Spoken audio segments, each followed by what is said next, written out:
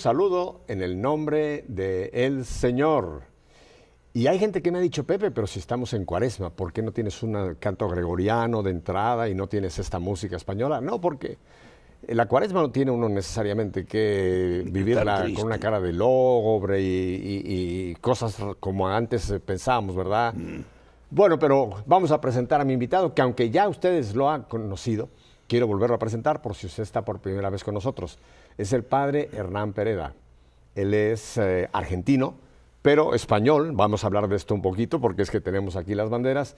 Y él actualmente él es el superior de los cooperadores parroquiales de Cristo Rey, de lo cual vamos a hablar también. Así que el padre va a explicarnos un poco de su trabajo, etcétera, pero antes que nada nos va a poner en manos del Señor.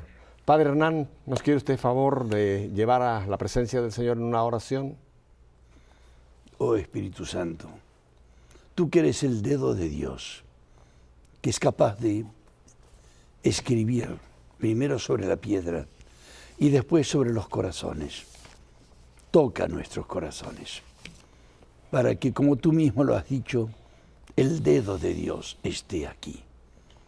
Necesitamos la acción del Espíritu Santo, porque gracias a Él la Iglesia surgió. Abrió las puertas, las despalancó por el viento, aquel viento que tenía su origen en el Sinaí, que es cuando fue el primer Pentecostés de la historia cristiana y hebrea, claro. Allí cuando vino el Espíritu Santo y escribió con el dedo de Dios las tablas. Te pedimos que vengas a nosotros y te lo pedimos muy especialmente por intercesión de tu esposa, que es María. Dice el gran santo San Luis María Griñón de Montfort, si el Espíritu Santo no hace maravillas, si tú no haces maravillas en nosotros, es porque no nos encuentras suficientemente unidos a tu única e indisoluble esposa. Ven, Espíritu Santo, llena los corazones de nuestros fieles y danos el ser testigos tuyos en el mundo. Amén. Amén. Bueno, Padre, pues ahora sí creo que ya bajo esta invocación vamos a poder ser obedientes a la moción del Espíritu Santo en este ratito que vamos a compartir. Padre, tuve la fortuna de tenerlo el año pasado, estamos hablando del 2013 con nosotros, y es el día de hoy que todavía mucha gente me recuerda de ese tiempo que estuvo usted con nosotros y de esa visión que nos dio usted tan hermosa del trabajo que Dios le ha encomendado, de presentarnos la historia de la salvación, la Biblia, en una forma tan didáctica, tan sencilla para todos nosotros. Y ahora aprovechamos de que está nuevamente usted en América y lo hemos traído aquí a Birmingham para acompañarnos en este día. Así que gracias, Padre. Yo sé que está usted desvelado, voló toda la noche para estar con nosotros aquí.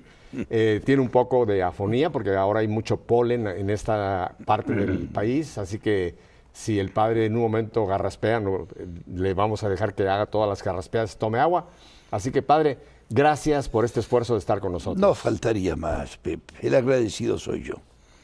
Poder estar en esta palestra, como diría Juan Pablo II, de los medios de comunicación, para llegar a mucha gente que sé que están hambrientos de Dios, incluso aquellos que los rechazan, pero que en el fondo lo que tienen es ansias de Él y necesidad de Él.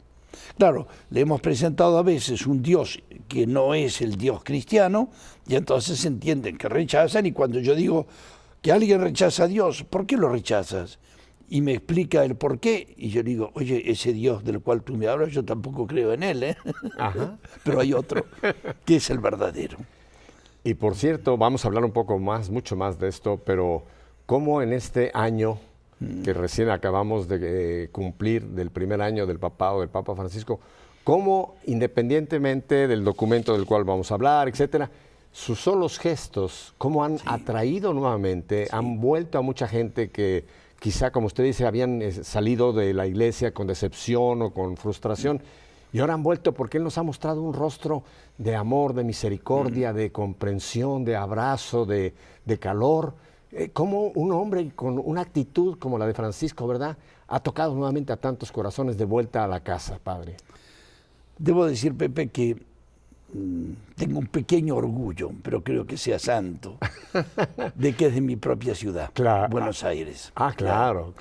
Y desde ese punto de vista, pues, es una realidad inesperada e insospechada.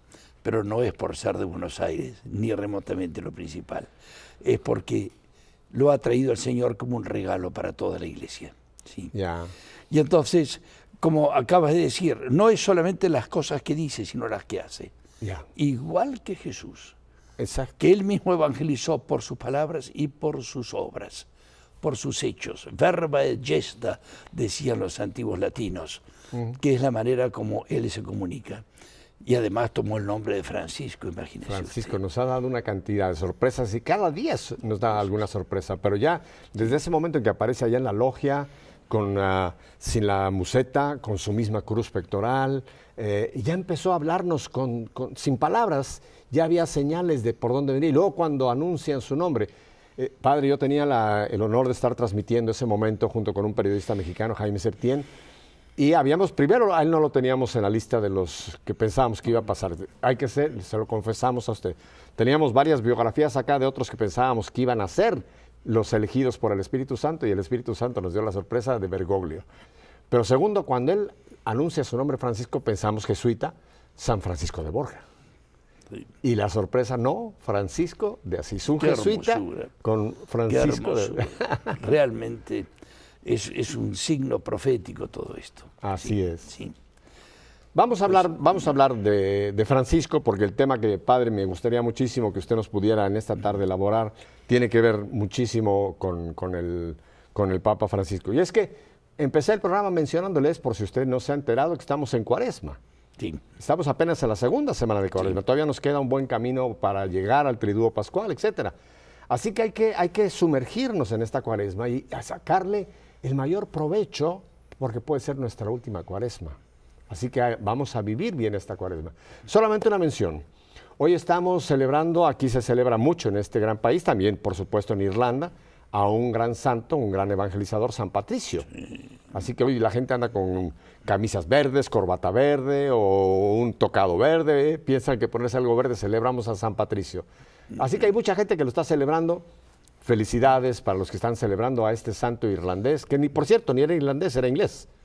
Los patricios y las patricias. Y las también. patricias, tienes razón. Sí, las Patricks, sí. Ya. Y muy pronto vamos también a celebrar a otro que también es el patrón de la Iglesia Universal, ni más ni menos a San José. Dios mío, qué hermosura. Así que estamos con... Pues efectivamente, este Papa, hubiéramos dicho, le tocaba llamarse Ignacio, también hubiera sido el único Ignacio de la historia. Claro. Pero ha querido, como en un gesto de abrazo a todos, tomar el nombre de este santo, que dicen algunos que en la historia es el que mejor refleja la imagen de Jesucristo, por sus características, San Francisco. Y desde ese punto de vista ha sido un gesto de humildad de un jesuita que haya tomado el nombre de la venerabilísima orden de los franciscanos, con sus distintas ramas, pero que significa un don inmenso para la Iglesia. ¿Y cómo hay una clara mano de Dios en estos eventos, Padre Hernán, cuando ya los puede ver un poco en retrospectiva, ¿verdad? Papa Benedicto nos había estado hablando mucho de esa crisis de fe. Sí. Esa gran crisis de fe que se estaba y que se está viviendo, pero en fin. Sí. Y realmente todo el mundo vemos como que el barco se está hundiendo, como que el Titanic famoso estaba y que la iglesia estábamos un poco como la orquesta tocando música para entretener un poco a los que se iban a ahogar. Estábamos en una actitud, no sé, llega este hombre y solamente con ese nombre, fíjese, Francisco, lo que oyó Francisco allá, reconstruye mi iglesia. ¿Qué cosa? Padre Hernán, y yo creo honestamente que en este año ya vemos claras señales de la mano de Dios trabajando en su iglesia. Permítame poner un pequeño matiz a lo que dice de la impresión de que la iglesia se hunde o se hundía. Ajá. Me viene a la memoria lo que decía el abuelo de un hermano nuestro que es misionero en África, es un catalán. Decía, la iglesia va a llegar al final. Lo único que vamos a llegar todos un poco mareados, decía él. Va a llegar porque ni las puertas del infierno van a prevalecer, pero ¿cómo llegaremos? Eso ya es. El cielo y la tierra pasará, pero mi palabra no pasará. Ajá. Pero llegaremos un poco mareados porque hay momentos en donde las tormentas arrecian. Ajá. Y la barquichuela se mueve en medio de las olas del mar, pero no podrán contra ellas el mal. Y en este año que recién apenas acaba de cumplir el Papa Francisco, qué enorme cantidad de catequesis estamos recibiendo de él, no solamente por este documento del cual vamos a hablar, la famosa exhortación Evangelii Gaudium, no solamente por el documento que en cierta forma heredó de Benedicto, el documento sobre fe, aunque está firmado por él, tiene su sello, pero cada Angelus, cada miércoles en las audiencias, la dicha que tenemos hoy día de poder tener acceso a sus homilías diarias en Santa Marta, hay un torrente que es casi difícil, Padre Hernán, estar al día con Francisco en cómo Dios nos está hablando a través de este hombre de Dios en este momento histórico de la Iglesia. Sí, no, esto es un tratado.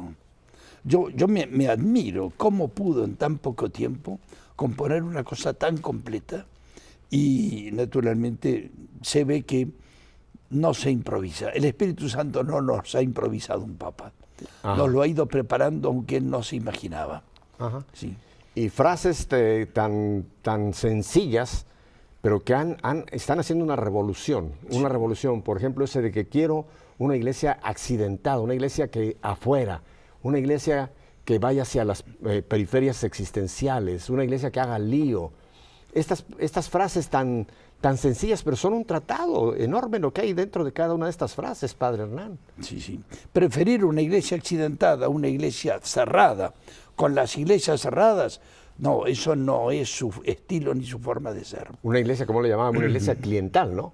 La que esperaba que el cliente viniera. O sea, no tenemos que preocuparnos porque tenemos tantos millones de católicos que ellos vienen y tenemos que estar tranquilos, no hay que hacer nada. Y él dice, afuera, hay que ir a esas periferias donde están. Bueno, usted, esa famosa matemática que invirtió del buen pastor, ¿no? Exacto. Que dijo, no, el Señor dijo, el pastor deja la oveja, las 99 y va por la que está. Dice, ahora, una es la que está en el redil, 99 son por las que hay que ir. Bueno, no solo eso, sino el mismo Jesús se presenta dentro de los rabinos de Israel como un rabino completamente distinto a los demás. Todos normalmente se asentaban en un lugar para que la gente viniera a ellos. El mismo Juan Bautista toma esa misma actitud. Se instala, es verdad, en un clima, en la naturaleza, en medio del río Jordán, pero la gente acudía a él. En cambio Jesús sale, va por los pueblos, por las aldeas, va buscando a la oveja perdida. Toda la actitud de Jesús es la de un caminante que va en busca y se nos hace encontradizo. De pronto nos encontramos con él, como es el encuentro con Francisco, que Padre, es un Jesús con nosotros. Jesús con nosotros. Antes de que abordemos un poquito, yo quisiera tocar el mensaje de la Cuaresma del Papa Francisco, que tiene mucha relación con este documento. Pero si usted nos contara unos breves minutos, yo sé que usted ha tenido algún contacto con Bergoglio, vamos a llamarlo así, antes de que fuera Papa. Cuéntenos un poquito de esta relación del Papa Francisco hoy día con nuestro querido Padre Hernán. Bueno, como comentario puedo decir, somos de la misma ciudad. Claro. Él tiene un poco más de 2 años más que yo, de edad, pero hemos vivido la misma historia. Y yo lo fui a ver cuando él era maestro de novicios y yo acababa de ser maestro de novicios de mi congregación. Y como somos fundados por un jesuita, el padre Francisco de Paula Bachet, que empezó su congregación en un intento en Uruguay, de ahí venimos los latinoamericanos, y después de hecho se instaló en Francia en la época de la preguerra española. Y este padre tuvo una intuición: las parroquias en el mundo nuevo no van a bastar para satisfacer todas las necesidades del mundo que se nos viene encima. Era la época de la revolución industrial, de las grandes fábricas textiles de Barcelona, y él tuvo una experiencia de ejercicios espirituales fantástica en medio de esa gente. Y cuando yo soy nombrado maestro novicio, formación de nuestros jóvenes, me voy a ver al gran maestro novicio por excelencia en el mundo jesuítica, que se llamaba el padre Bergoglio. Un nombre italiano muy típico para nosotros en Argentina. No me podía imaginar la historia que iba a seguir. Debo decir que es la única vez que yo estuve personalmente con él. Pero sí puedo decir que hemos vivido la misma época, las mismas circunstancias. Y pienso que eso tiene mucho que ver con el documento cuaresmal. Porque este mensaje de pobreza no es un mensaje que él se sacó de la manga, lo tiene en el fondo del corazón, y además, hay que decirlo, su origen es un origen profundamente bíblico. Y sobre eso hay que decirlo porque en aquella época se criticaba mucho la Iglesia, estábamos después del Concilio Vaticano II, había un cierto aire de esperanza, pero había también ciertas deformaciones, y algunos decían esto de la pobreza es una actitud populista de la Iglesia, demagógica, pero eso, la Iglesia no es sincera cuando habla de la pobreza, sí, porque estaba todas aquellas cosas que se decían de la Iglesia, de la riqueza de la Iglesia y qué sé yo. Y así es como este Papa nos está haciendo ver que la cosa es mucho más seria de lo que parece. Los orígenes de la acción preferencial por los pobres están claramente en el Nuevo Testamento y especialmente en San Pablo.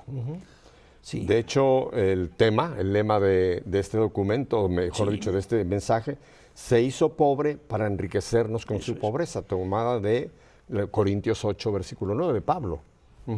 Se hizo pobre para enriquecernos con su pobreza. Parece una paradoja, ¿verdad?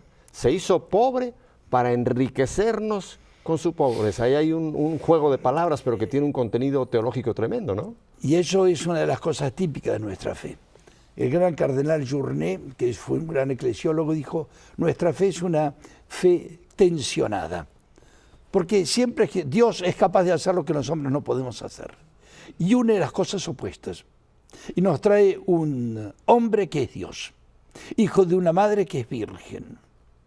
Y así seguimos encontrándonos que nos viene a traer un agua que es fuego. Cosas que parecen opuestas, porque el agua que es el Espíritu Santo, que se nos da en el bautismo, dice él, es un fuego que ha venido a traer a la tierra. Estas oposiciones son también muy semíticas, pero son sobre todo muy pedagógicas. Y efectivamente nos encontramos aquí con que está tomando una actitud de San Pablo, en donde dirá otras cosas San Pablo en el mismo sentido.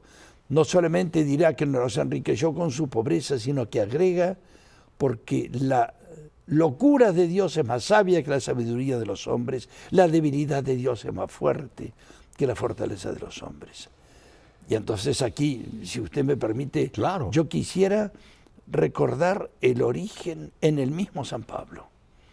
Y este San Pablo que gracias a Dios, bueno, yo tengo una veneración grandísima por el Papa Benedicto, grandísima, por su acción y también por su renuncia, que nos permitió tener a Francisco con nosotros. Perdón, me permito decir Francisco porque lo siento casi como alguien de la familia, al Papa Francisco.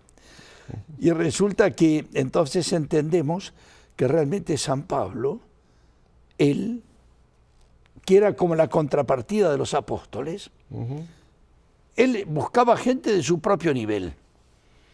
Y entonces, después de hacer de su propia conversión, su gran conversión, él dijo, yo tengo que ir a la cabeza de los pensadores del Imperio Romano que estaban en Atenas, y allí yo los voy a convertir. Vale la pena, padre, que solamente abunde usted un pelito en este punto que creo que muchas veces no lo conocemos. La formación de Pablo. Pablo era un judío que había tenido una formación sumamente extensa, había sido creo que discípulo de Gamaliel y en fin, cuéntenos un poco de esa formación intelectual y bíblica de Pablo, por llamarlo así. Formación que simultáneamente era una deformación. Correcto. Las dos cosas estaban en Pablo. Lo que no se podía discutir es que Pablo conocía las Escrituras, pero las había leído con unos anteojos, unas gafas distintas de las que correspondían al plan de Dios. Y entonces, ¿qué es lo que pasó? Bueno, que Pablo él mismo, como decíamos, empieza por pensar que en su gran formación necesita encontrarse con gente de su nivel. Claro, yo no digo que los despreciase a los otros apóstoles, pero que era la otra cara de la moneda, eso no cabe ninguna duda. Sí, porque si vemos a Pedro, a Juan, eran pescadores de Galilea, o sea, era gente, en cierta forma, podemos llamar burda en cuanto a su formación intelectual y teológica, por llamarlo de alguna manera. En comparación con Pablo, había un abismo de formación, claro. A mí me gusta decir que cuando Jesús se fue al cielo y se sentó a la derecha del Padre y miró para abajo en la tierra y dijo, me parece que con esta gente no voy a ir muy lejos. Y siendo quien era, pudo buscar este vaso escogido, que era Pablo. Y entonces, efectivamente, era todo lo contrario a los apóstoles. Era doctor de la ley. Él era hebreo como el más, digamos así, celoso de los hebreos. Hablaba 4 lenguas. Era griego de cultura, latín de lengua, hablaba el hebreo y hablaba el arameo. Y nos encontraremos que los Hechos de los Apóstoles nos ponen incluso en situaciones risueñas, porque cuando lo quieren azotar a él, en el mismo lugar probablemente que fue azotado Jesús, Pablo no se dejó azotar, dejó que lo ataran. Y cuando iban a descargar el primer golpe dijo, soy ciudadano romano. Eso fue una cosa tremenda para el mismo pretor que estaba allí, y le dijo, perdón Pablo, ¿cómo no nos has dicho esto? Es que yo lo soy por nacimiento. Y entonces dice, te pido una cosa, déjame que yo le hable a la gente, como para reparar la falla del otro. Y habló al pueblo, le habló en arameo, a los soldados les hablaba en latín y a los otros les hablaba en hebreo. Y entonces nadie sabía lo que le había contado el uno al otro. Hasta que le dijeron, vete de aquí, por favor, déjanos en paz, que no podemos contigo. Porque incluso en los momentos de mayor peligro, el que mandaba era Pablo. Un hombre que añadía a sus conocimientos un temperamento extraordinario. Un autor italiano llamado Ugo Paoli, que tiene un libro sobre el Imperio Romano, dice que uno de los... si puede haber habido hombres de unas ambiciones locas en el mundo, fueron los emperadores romanos. Y Pablo tenía corazón de emperador. Y lo puso al servicio del Evangelio. Jesús sabía a quién elegía, pero tenía que corregirlo. Y aquí viene la corrección. Primero fue su primera conversión. Y a mí me gusta decir que después hubo una segunda conversión en San Pablo. Bueno, en realidad los cristianos tenemos que convertirnos todos los días. Pero hay momentos gordos, por así decirlo. La primera de Pablo es el camino a Damasco. Camino a Damasco, claro. Que por cierto, mucha gente dice que lo tiró del caballo, que lo tiró del camello. Dice que cayó, es lo único que dice la palabra de Dios. Cayó en tierra. Si iba en un burro, en un camello, eso no es bíblico, pero cayó. Esa es y ese es su primer, cuando oye, Saulo. Eso es. Y entonces resulta que después de eso, él tuvo la idea, hizo un primer viaje, hizo un segundo viaje, conoció a los macedonios, conoció a los griegos, se dio cuenta también de la riqueza que tenían los macedonios y los griegos, y de ahí vendrá la frase de este texto, porque estaba en el tercer viaje haciendo la colecta para los pobres de Israel. Que eso es muy útil, es un aspecto de San Pablo que no se conoce.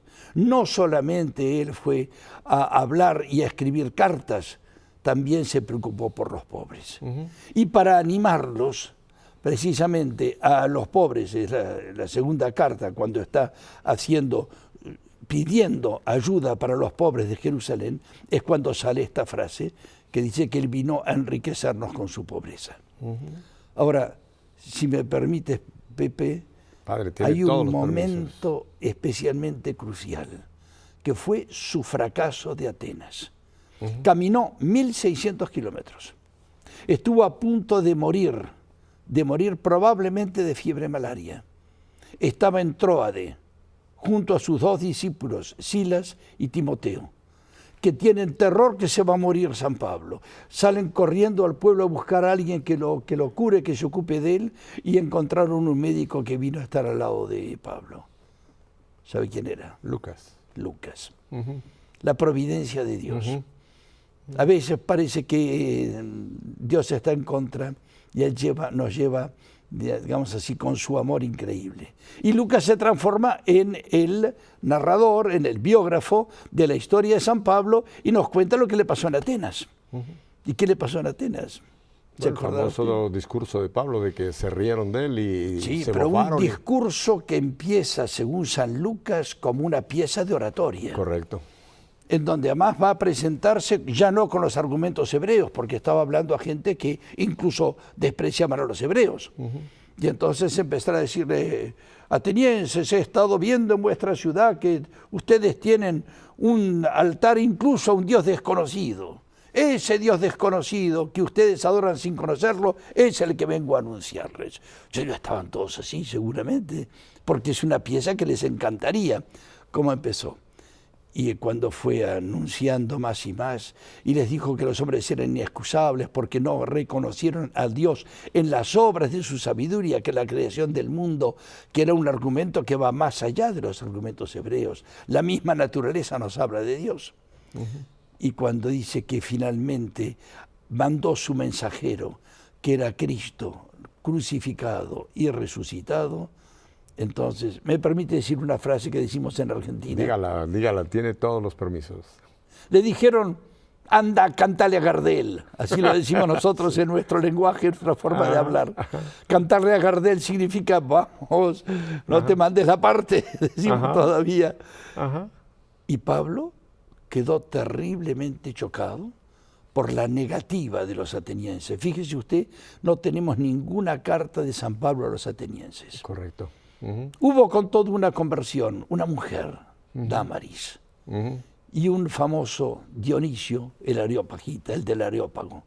Pero por lo demás fue un desastre. ¿Y qué hizo Pablo?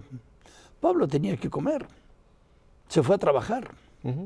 Y le dijeron, hay un matrimonio que seguramente te escucharía. Se llamaban Aquila y Priscila. ¿Y dónde están? En Corinto. Corinto era, digámoslo claramente, el prostíbulo del Mediterráneo. Tenía un puerto, los puertos tienen mala fama, y en esa época peor. 650.000 habitantes, de los cuales 600.000 eran esclavos.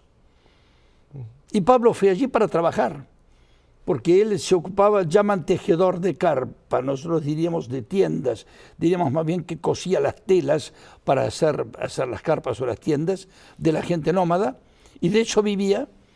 Y con Aquila y con Priscila, que lo recibieron, yo diría como un pollito mojado. A mí me gusta comparar el pollito del patito mojado. El patito mojado no se preocupa si se moja. Un pollito se muere cuando está mojado. Y también podría decir que también venía como un poquito, como un perrito un poquito apaleado. También, así que llegó con el rabo entre las patitas. Eso. ¿Y qué pasó en Atenas?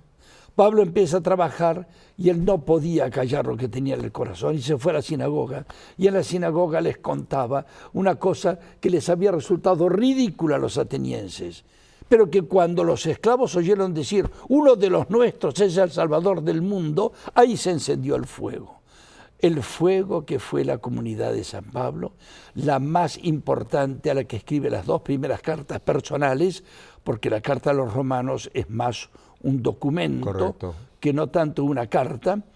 Las dos primeras cartas a los corintios son las cartas más importantes. Padre, qué interesante cómo lo presenta usted. Me viene inmediatamente a la mente la famosa escena de la parábola del Señor de la semilla, ¿verdad? La que cae entre espinos o entre rocas y la que cae en la buena tierra. El mismo mensaje que en Atenas fracasó, el mismo mensaje en Corintio produjo un fruto y una transformación, una nueva conversión de Pablo. Tenemos que ir a unos muy breves mensajes y ahora prepárese porque ahora vamos a hablar de esa segunda conversión de Pablo que quizá ni usted ni yo nunca nos habíamos puesto detenidamente a captarla. Volvemos el Padre Hernán y yo con usted en un segundo. No cambie de canal, se va a ir usted a lo malo. Quédese con lo bueno.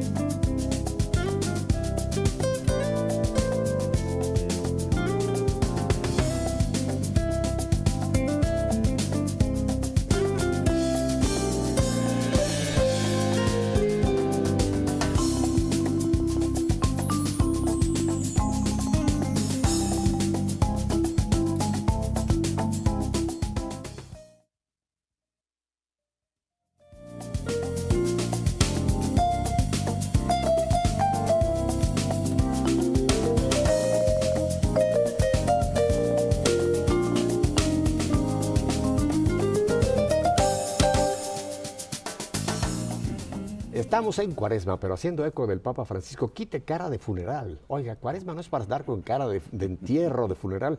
Dicen que mi música, bueno, la música, un santo triste es un triste santo. Bueno, padre, vamos a aprovechar cada segundo. Estamos en Corintio con Pablo, se encuentra con una inmensa cantidad de desposeídos. ¿Qué le pasa a Pablo y qué pasa con Pablo? Lo que pasa con Pablo es justamente que si en la primera conversión Jesús se le aparece personalmente, ahora se le aparece en el rostro de los pobres. Y son los pobres los que van a cambiar la mentalidad de San Pablo.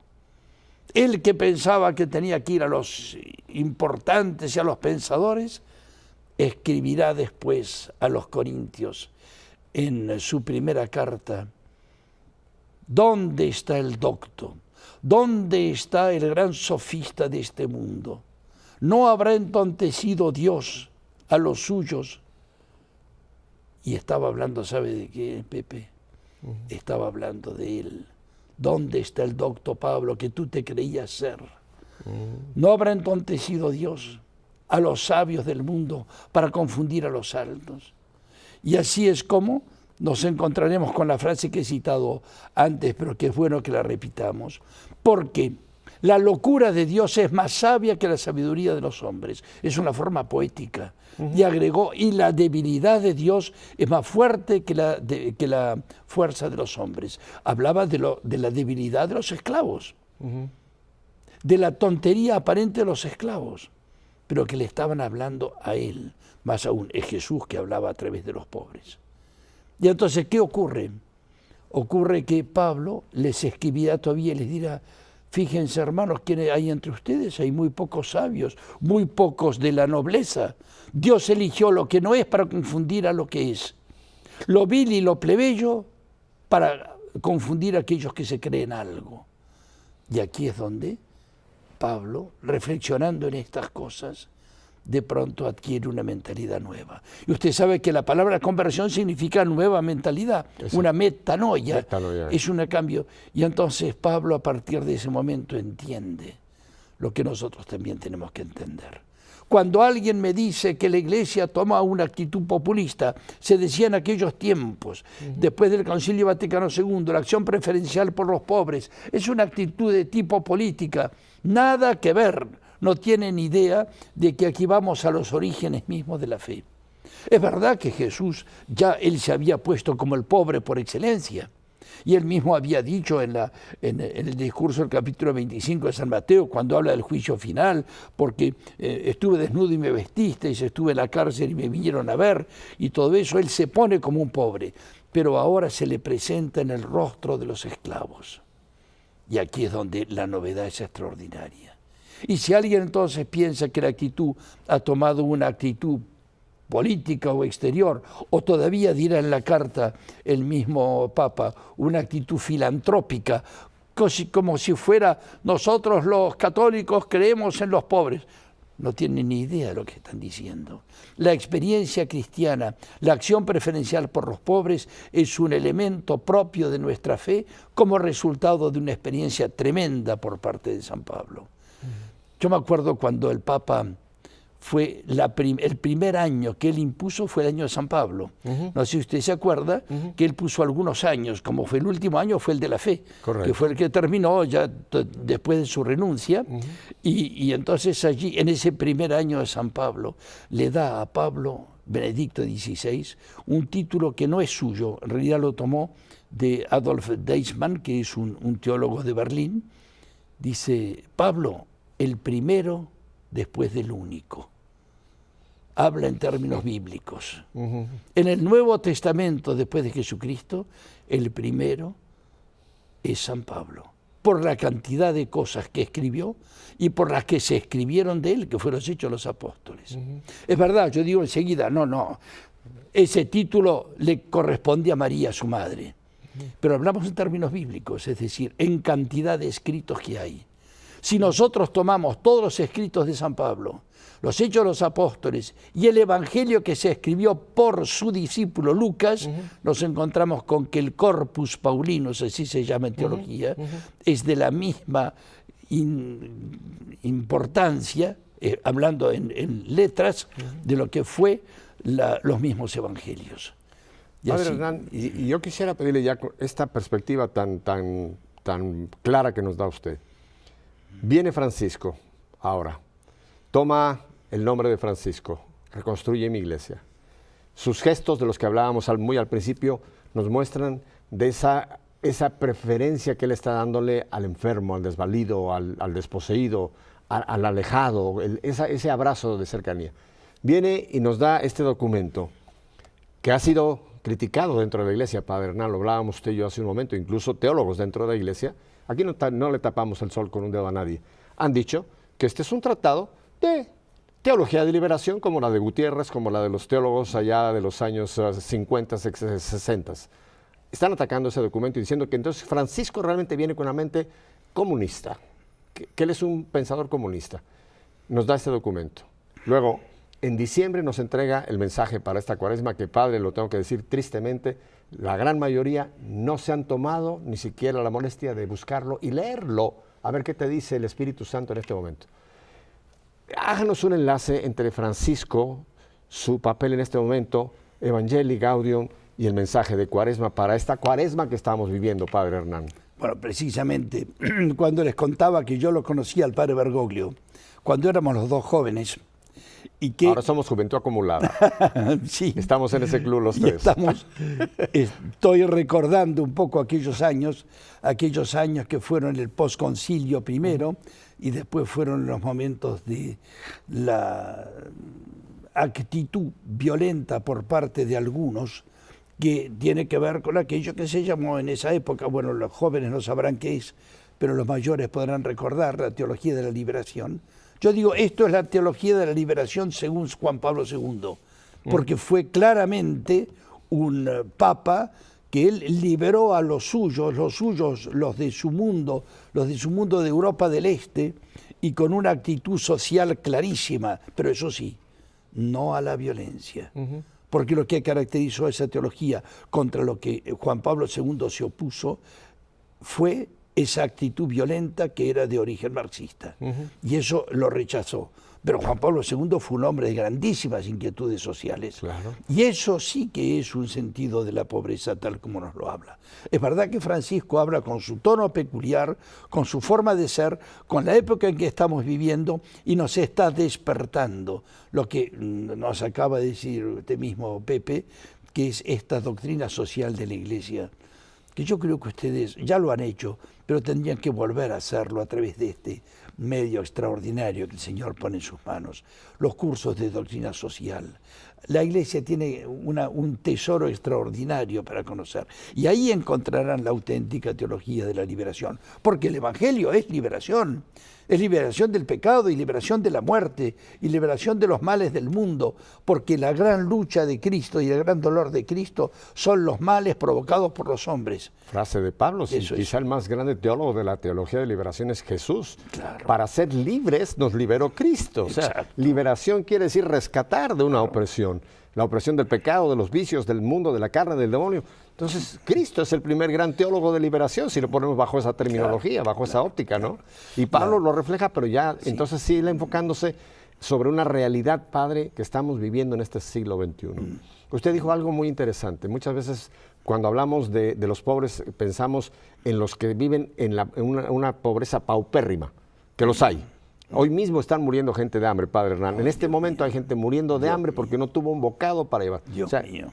Sí. Pero hoy una gran cantidad de la población de este mundo está viviendo bajo una pobreza, bajo una explotación, Padre. Sí. Si vemos los porcentajes de la distribución, de la injusticia enorme que hay. O sea, hay un campo inmenso en cuanto a lo que estamos hablando, y es donde nos lleva el Papa Francisco a través de este documento, y nos habla en el documento, en el mensaje a la cuaresma. Háblenos, ¿qué nos dice Francisco hoy día en cuanto a los pobres? Bueno, ¿qué son los pobres? Los pobres no son solamente los que no tienen. Más aún, hay algunos que son tan pobres que lo único que tienen es dinero. Fíjese usted, ¿qué significa eso? Significa que hay otras formas de pobreza que son tremendas. la más típica y que también tiene sus orígenes en la Biblia. Yo no puedo no hacer referencia a la Escritura porque nosotros nos alimentamos en ella. El gran problema de la pobreza de los esclavos de Egipto, que eran los hebreos, no era que no tenían por lo menos ajos y melones y sandías, porque se quejarán que ni eso tuvieron cuando estuvieron en el desierto. Era la pobreza de la ignorancia, el no conocer sus raíces, el no conocer de dónde provienen sus grandes elementos. Y a eso se añade una pobreza que es la pobreza espiritual. Hay un texto del profeta Amós, hermoso, cuando dice: enviaré un hambre a la tierra y una sed. No será el hambre de pan ni la sed de agua, sino el hambre y la sed de escuchar la palabra de Dios. Y aquí es donde tenemos que situarnos y darnos cuenta que es verdad, que el Evangelio es buena noticia. ¿Y dónde está la buena noticia? En los valores desconocidos por el hombre que Cristo vino a traer y que los hombres siempre tenemos tendencia a manipular para desfigurarlos o para ir manipulándolos para llevarlos hacia lo nuestro, pero todos esos valores son la gran noticia que el hombre tiene que enterarse hoy en día. Por ejemplo, la ignorancia de que los hombres somos hermanos. En tiempo del emperador, del Imperio Romano, nosotros tenemos dos textos, uno es de un tal Luciano, el otro es de un tal Frontón. Lo tenemos en los orígenes cristianos. La sola afirmación de los cristianos de que son hermanos debe considerarse, dicen ellos, un delito público, y esa gente debe ser erradicada. Ese tipo de pobreza son tremendas, que trae consecuencias mucho más grandes. ¿Por qué hay hoy en día tanta gente que se olvida de los pobres? Porque no los considera hermanos. Y ahí es donde vamos entendiendo que aquí hay los distintos aspectos de las pobrezas, contra todos está Cristo. Y entonces quedarnos solamente con la pobreza monetaria es desfigurar completamente el problema de la liberación que nos ha traído Cristo. Habla en este mensaje, Padre, de la Cuaresma, que viene reflejado en el documento, de las tres tipos de pobreza, dice aquí el Santo Padre: la pobreza monetaria, económica, la pobreza moral y la pobreza espiritual. Claro. Háblenos de estas pobrezas, porque dice en una frase: a imitación de nuestro Maestro, los cristianos estamos llamados a mirar las miserias de los hermanos, a tocarlas, a hacernos cargo de ellas y realizar obras concretas a fin de aliviarlas. No podemos quedarnos indiferentes, Padre Hernán, ante esta realidad que tenemos en nuestra periferia. Hace poco estaba mirando unas estadísticas del servicio de la Iglesia actual a la humanidad. Hay un centro de la Santa Sede que se ocupa justamente de las estadísticas. Y me encontré con sorpresa de que el hombre principal allí, que ha hecho estudios de las estadísticas católicas, es un vecino de la casa donde yo vivo. Así que ni corto ni perezoso, lo llamé por teléfono cuando dije y me dijo: te ayudaré con mucho gusto en saber estas cosas. Y me dio las cifras que nos aproximan a lo increíble de lo que es el servicio de la Iglesia para los pobres. Si se puede decir en pocas palabras, hoy en día, de los 1.000 millones de católicos que hay, gente que realmente trabaja en serio, son entre 60 y 80 millones. Y el resto no trabajan, dan trabajo. otra frase interesante: no trabajan, dan trabajo. Dan trabajo con sus malos ejemplos. Creo que comentábamos aquí el año pasado, me parece, también aprendido de Vittorio Messori, que un mal cristiano es llamado un cretino. La palabra cretin y cretien. Usted nos dio esa definición interesantísima. Yo la he usado y le he dicho a varios cretinos. Bueno, no les ha gustado al principio, pero después les explico. Lo puede leer en Vittorio Messori. Oiga, vuelva a explicar lo que es un cretino. Es decir, en el francés, que sería el origen que pone Vittorio Messori, la palabra cretin y chrétien es casi la misma palabra. Algunos decían que cretinos son los habitantes de Creta, porque los consideraba gente que era muy burra, muy bruta. Y explica Messori, no. Era el mal cristiano que creía en una cosa, pero no la vivía. Y en ese sentido, bueno, somos todos un poco cretinos, porque ¿quién puede decir que cumple hasta el fondo todo lo que el Señor le Nadie pide? podemos tirar la primera piedra. Pero volvamos a lo que usted mismo me preguntaba. Los tipos de pobrezas, la monetaria, sí, es evidente que Dios quiere que todo el mundo tenga lo necesario para vivir. ¿Sí? Y aquí me viene a la memoria el gran Gandhi. Gandhi tenía frases que eran dignas del Evangelio. Todo hombre viene a este mundo con derecho a un trozo de pan. El que pida más está pidiendo la guerra, decía Gandhi. Unas frases tremendas. Porque lo necesario e indispensable es para todos. Y después vienen eso que es la pobreza moral, dentro de la cual está lo que decíamos la ignorancia de los valores. Y en tercer lugar, la pobreza espiritual, que es saber que la prioridad en definitiva, lo que realmente saca al hombre adelante de la existencia, es una experiencia de su identidad, de que es criatura de Dios, de que Dios le dio al hombre el mundo para que lo dominara y no para que se dejara dominar por el mundo. Y hemos puesto las cosas patas arriba, porque el hombre está hecho, el mundo está hecho para el hombre y el hombre está hecho para Cristo, Cristo para Dios, dice un Santo Padre. Y en ese camino nosotros hemos puesto todo al revés. Hemos puesto arriba el dinero, los bienes de este mundo, a los cuales servimos en lugar de servir a Dios, y a Dios lo hemos enterrado. Es toda esa teología de la muerte de Dios, que es parte de esa pobreza espiritual, de tener un concepto que Jesús diría el concepto viejo, el concepto antiguo, eso de que creemos que la riqueza es lo que saca al hombre adelante. Y entonces no lo podemos aceptar. En este documento solamente el título del número 57 en adelante. Sí. No a un dinero que gobierna en lugar de servir. Y de ahí viene después desglosando todas estas ideas.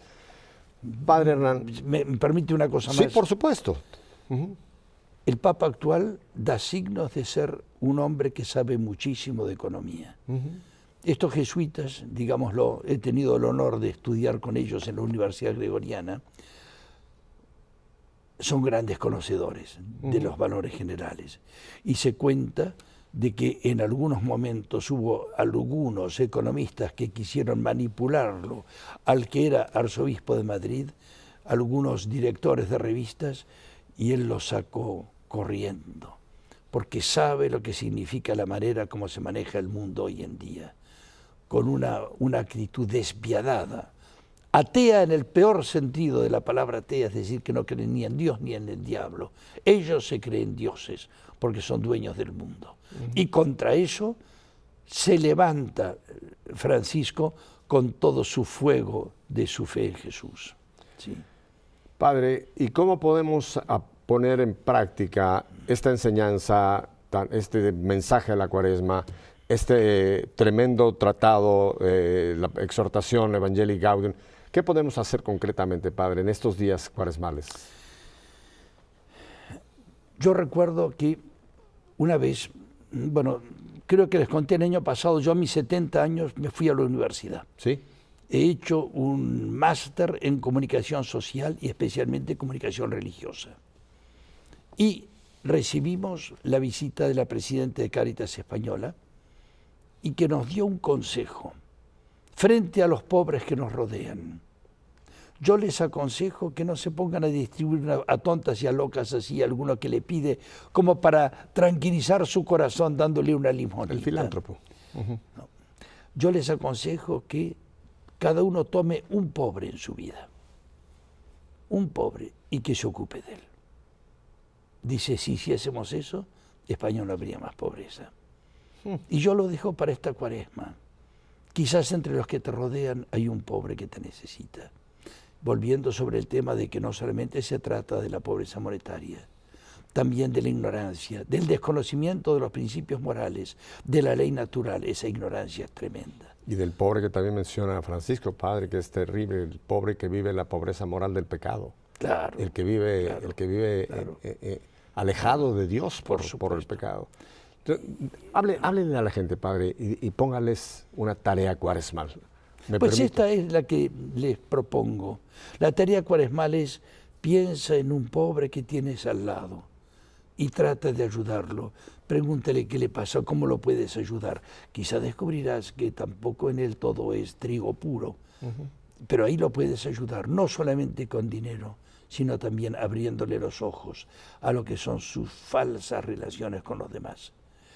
También porque no conoce a Dios.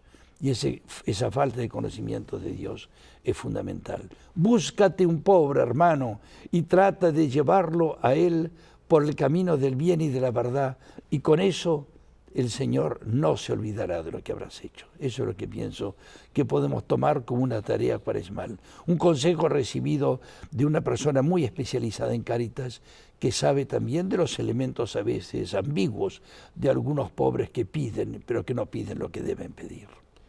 Yo me uno 1000%, Padre Hernán, a esta petición suya. Me parece muy realista, muy humana y muy realizable, ¿no? Porque a veces si vemos este panorama podemos casi entrar en pánico y decir, no, es demasiado, yo no puedo hacer nada, me sobrepasa, ¿no? Ok, sí, es cierto que hay una situación seria en la que estamos viviendo, pero si tomáramos una persona y le dedicáramos estos días cuaresmales para, como usted bien dice, apoyarlo ya sea económica, moral o espiritualmente, creo que podemos cambiar este mundo. Padre Apoyándolo Hernán. En un aspecto, aparecer a los demás, inmediatamente. Preocuparse de él con un amor de hermano. Y así es como las cosas irán cambiando. Padre, hay tanto que podemos conversar con usted y yo sé que hay otro tema que mencionamos el año pasado, pero que me gustaría volver muchísimo sobre este trabajo hermoso que ha hecho usted sobre la historia y cómo nos la ha presentado usted a través de estos tratados. ¿Por qué no nos da usted en un par de minutos una probadita de esto y vamos a hacer otro programa para más adelante hablar de esto largo y tendido? Padre, ¿qué tiene usted en la mano? Bueno, ya los hemos visto, los veremos después, unos desplegables sobre la historia bíblica y sobre la historia cristiana, que permite hacer ver, como dice el dicho, que hay que evitar que el bosque impida ver al árbol y que el árbol impida ver el bosque. Es decir, situarnos, tener visiones de conjunto, y creo que estos desplegables pueden ayudar muchísimo a abrir los ojos y a conocer y entusiasmarse por el plan de Dios que está encerrado aquí. De manera que, si quiere, después ya en algún otro programa podremos hablar de Voy a tomarle la palabra y vamos a crear tiempo para poder hacer con el Padre Hernán otro programa para dedicarnos a hablar largo y tendido de este material maravilloso que Dios le ha permitido que nos regale. Quiero dar las direcciones del Padre Hernán porque estoy seguro que tendrán preguntas, tendrán interés de hacer contacto directo con él. Ahora mismo está en pantalla. Lo voy a leer despacio para todos nuestros hermanos de radio que nos están escuchando en quién sabe cuántas partes del mundo. Y las direcciones son las siguientes. Primero es mfc@ y después pongan atención, fecomaméricas.org. Otra vez, cómo no, despacito, fmc@fecomaméricas.org. La página también, ustedes van a poner las famosas www o w, como a usted le guste, pero pónganlas las tres, fecomaméricas.org. Padre, ¿qué pueden encontrar en la página www.fecomaméricas.org? FECOM es una fundación que tengo el honor de presidir porque ha surgido de todos los esfuerzos de comunicación. Significa Fundación para la Evangelización y la Comunicación, porque la evangelización es comunicación. Y aquí estoy en esta casa, que es quizás el ejemplar más impresionante de lo que significa evangelizar por la comunicación. Gracias a Madre Angélica. Sí. El próximo lunes vamos a tener aquí a Elmer Villanueva. Él es un laico predicador salvadoreño que nos va a traer su testimonio de conversión. Pero antes de irnos, Padre, en el minuto que me queda, yo le quiero pedir el gran favor que nos dé usted la bendición y que ponga a estos países que tanto en este momento queremos pedirle al Señor por ellos. Permítame decir que al sacerdote nos toca una doble tarea: representar a los hombres delante de Dios y a Dios delante de los hombres. No soy yo quien da la bendición, es el Señor por intermedio de los sacramentos y los sacramentales, decía Benedicto XVI, que son los sagrados juramentos en los que Dios jura que os bendice en el nombre del Padre, y del Hijo, y del Espíritu Santo. Amén. Y ponemos en esta bendición a estos países que en este momento sabemos que están en una situación muy crítica, como es nuestro país vecino Venezuela, Argentina, Padre, su país natal, y ni qué decir por una crisis que puede desembocar en algo, una catástrofe mundial, que es lo que está ocurriendo allá en Rusia, en Ucrania, en Crimea. Así que hay que orar muchísimo, pedir realmente que el príncipe, el rey de la paz, traiga paz a este mundo convulsionado. Estos problemas lamentablemente tienen mucho que ver con la idolatría del dinero. Así es. Y ahí es donde entendemos lo que está ocurriendo, por ejemplo, en el entorno del Mar Negro, allí donde Crimea, y donde los puertos de Rusia que no quiere soltar. Todo tiene una razón de ser, nada más que en el Dios dinero. Hasta la próxima semana. Nos vemos.